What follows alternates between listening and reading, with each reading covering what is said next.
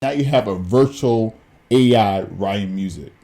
Who is the biggest rapper in the game? And it's like, oh, this song slaps. How do you even come up with this tune? Because it knows what people like, right? Versus like human beings, we have an idea what people like, but we don't really know for sure. Yeah. But this person can say, what are people listening to the most? What are people, what are the songs that do well the most?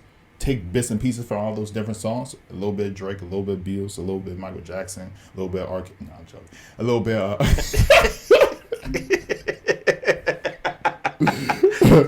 a little bit of Bob Marley.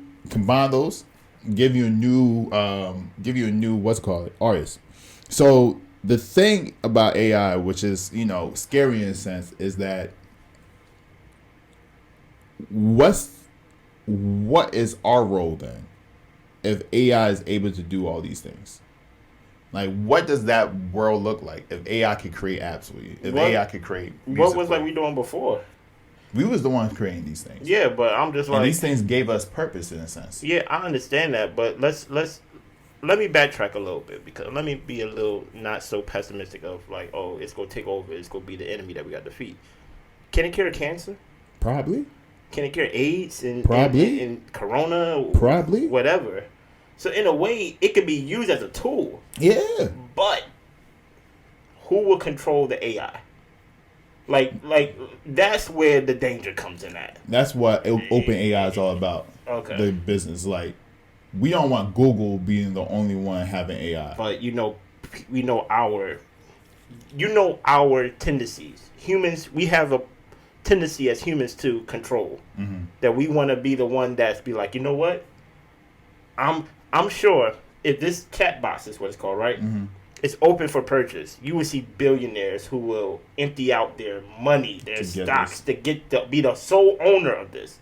As Kanye once said, no one man should have all that power. Yeah. But I don't know if I like the idea, for one, of its pure existence, for one.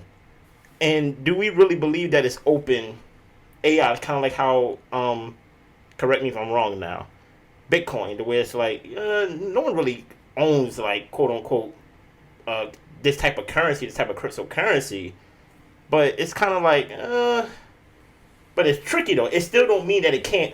Just because somebody don't own it doesn't mean that it's still that like it's going to do good. It still could crash. It could still do bad. Like, so it's like, just because it's open doesn't mean it's like, oh, nobody's own it, so like it's open for everybody. That means no, that's very true. So that's why I'm like, I mean, you're right. I don't know how open it is because they ain't open up the source code, so I can't just create OpenAI, and it's owned by OpenAI, the company, and we don't know who the faces behind that is. We do, but it's like they might be saying one thing, but it could be a different story. Possibly. Where they're saying like, yeah, this is for the public, but low key, because I think the company went from maybe a couple $1 million to $26 billion when they released the AI joint.